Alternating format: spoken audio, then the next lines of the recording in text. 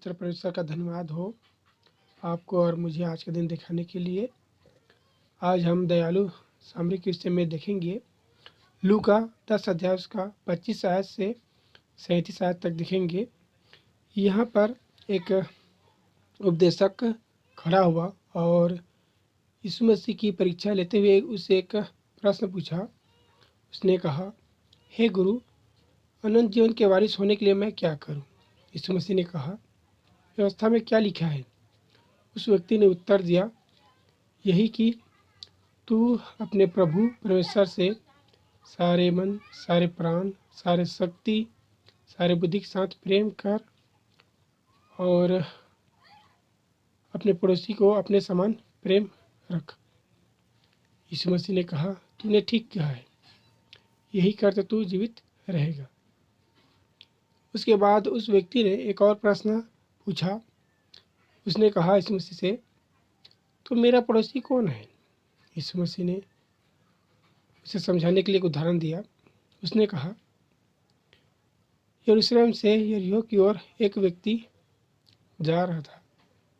एक मनुष्य उसे मार्ग में डाकुओं ने पकड़ा, उसके कपड़े उतारे, उसे मारा पीटा और उसे घायल किया, मरा छोड़कर उसे छोड़कर लोग चले गए। उसके बाद वहाँ पर एक याजक आया, उसे देखा, कतरा कर चला गया।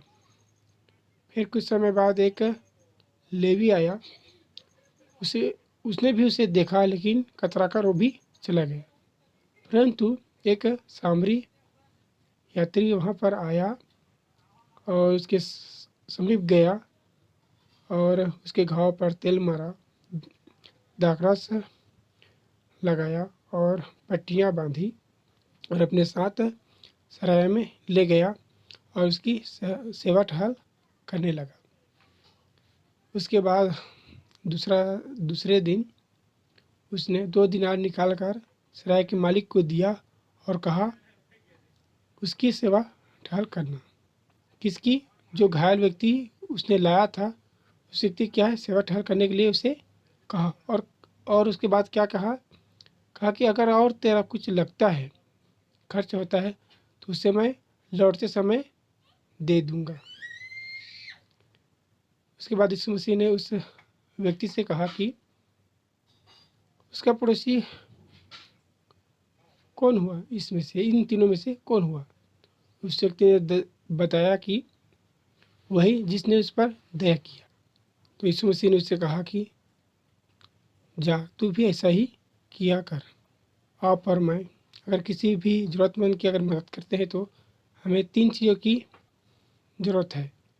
अगर हम करते हैं तो पहला बल की ज़रूरत है, दूसरा समय की और तीसरा धन की। हम इन 3 चीज़ों के द्वारा हम दूसरों की मदद कर सकते हैं। आज का वचन आपके मनों में कार्य करे और आपको और मुझे समझने में और अपने आप को सुधारने में और एक दूसरे से प्रेम करने में भी सहायता करे। परमेश्वर का धन्यवाद।